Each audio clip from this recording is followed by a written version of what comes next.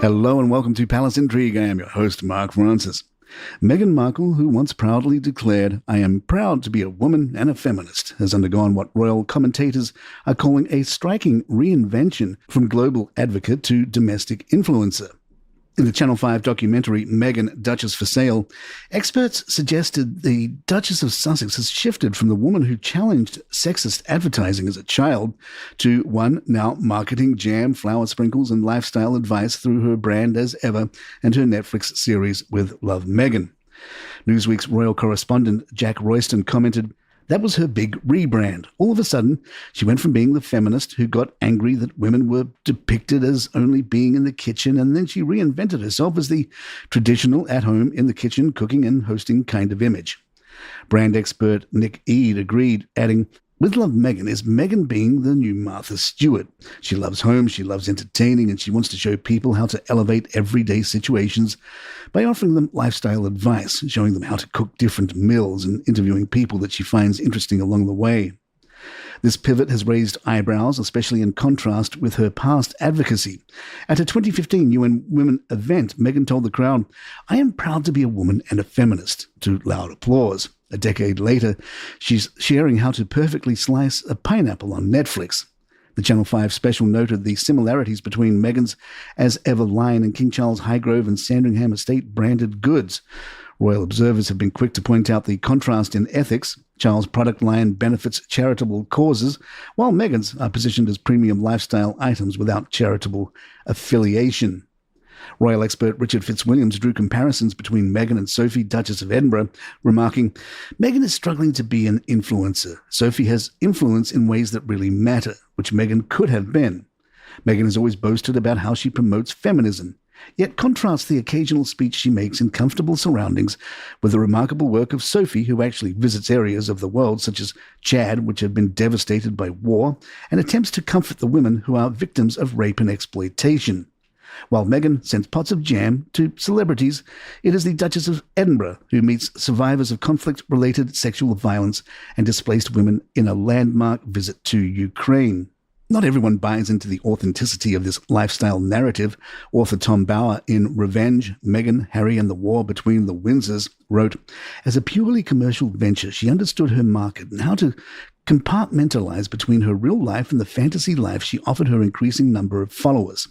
Conjuring fantasies was her unique selling point. Still, it's clear that Meghan's pivot in the kitchen is strategic and rooted in her past. As Nick Eade noted, she actually saw that she could monetize it, and she's not alone. Martha Stewart, Rhea Drummond and Gwyneth Paltrow have all turned homemaking into empires."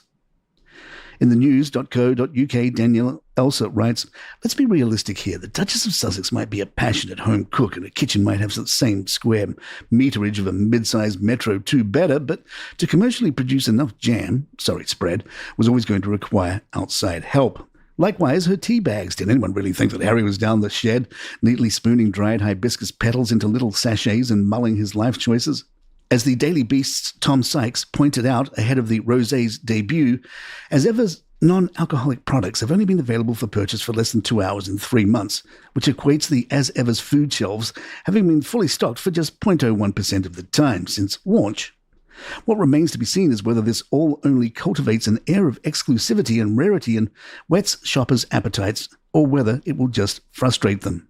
Also, does only having products on sale for less than an hour every so often make for a sustainable, profitable business concern? More of Palace in just a moment. Our new spin-off series, Crown and Controversy, is available now, with Season 1 taking a look at the courtship of William and Kate. Kind of takes off where The Crown, the TV series, finished. Check it out wherever you get your podcasts, including this one. There's new episodes every Sunday on its own feed, so please follow Crown and Controversy on your podcast app. Sometimes we'll be asked why we discuss Meghan so much, and we point out that without her, a lot of this is quite boring. For example, we wouldn't expect many downloads telling you that Queen Camilla was handing out seeds and cuttings from her own garden during a series of visits to charitable organisations across Somerset and Wiltshire.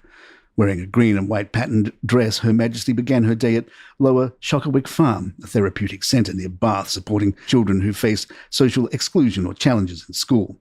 There, she joined in cupcake decorating with the young participants, sampled homemade lemon curd, and watered a colourful array of flowers the children had helped plant. She also unveiled a commemorative stone plaque marking her visit and officially opened the site. Before departing, the Queen gifted a basket filled with garden cuttings and seeds from her private home in Lacock, including rosemary, mint, foxgloves, blackcurrant, and hollyhocks. The Queen said, "I hope I can come back and see them thriving," she said. King Charles may soon be tooting his own horn, literally, after receiving a French cavalry trumpet as a gift from President Emmanuel Macron during the recent state visit. But Queen Camilla might be less than enthusiastic about the royal fanfare echoing through their garden. The king once dabbled in music during his school days at Gordonstown, where he played trumpet in the orchestra. And while his youthful attempt at learning the bagpipes ended in what he once called a rather stupid abandonment of the effort, Charles has never quite lost his love of music. The Daily Mail's Ephraim Hardcastle column couldn't resist a cheeky aside, suggesting that should the monarch rekindle his trumpet career, Camilla might take a leaf from the royal playbook and send him to practice at the bottom of the garden, the same fate that once befell him during a brief flirtation with the bagpipes. King Charles has long maintained a royal tradition initiated by Queen Victoria, being woken daily at 9 a.m. by a lone bagpiper. The custom has endured for over 180 years, with 17 pipers having served the crown to date. Each piper performs 2 7-minute sessions and travels with the monarch regardless of residence. Must be nice to sleep until 9. Kate and William have subtly broken with royal tradition by posing for a formal portrait in a rather informal location. Ahead of the recent state banquet at Windsor Castle held in honour of the French state visit, the Prince and Princess of Wales released a striking new photograph of themselves dressed in full evening attire. William wore a classic white tie and black tailcoat, while Kate dazzled in a flowing red gown. Both looked relaxed and smiling as they stood side by side. What caught observers' attention wasn't just the glamour, but the setting. Rather than posing in the traditional grandeur of a palace state room, the couple stood outside on a sunlit lawn, with hedges and trees forming a leafy background. Royal portraits before state occasions are typically taken indoors in formal, historic surroundings. This photo, taken by royal photographer Andrew Parsons, was a clear and intentional departure. While the exact location hasn't been confirmed, it's believed the photo was taken either on the grounds of Windsor Castle or just nearby at Adelaide Cottage, the couple's family residence. And there you have it. If you'd like to email us, our address is thepalaceintrigue@gmail.com. Please follow us on Spotify, Apple, or the app of your choice. And leave us a nice review if you're enjoying the show. And by the way, if you like true crime, we have a new series out from Calaruga Shark Media called Celebrity Trials. And it follows not just what's going on in the current court trials situation, but also the classic celebrity trials of past. And it's available daily wherever you get your podcasts. Check it out, Celebrity Trials. I'm Mark Francis. My thanks to John McDermott. This is Palace Intrigue, and good times.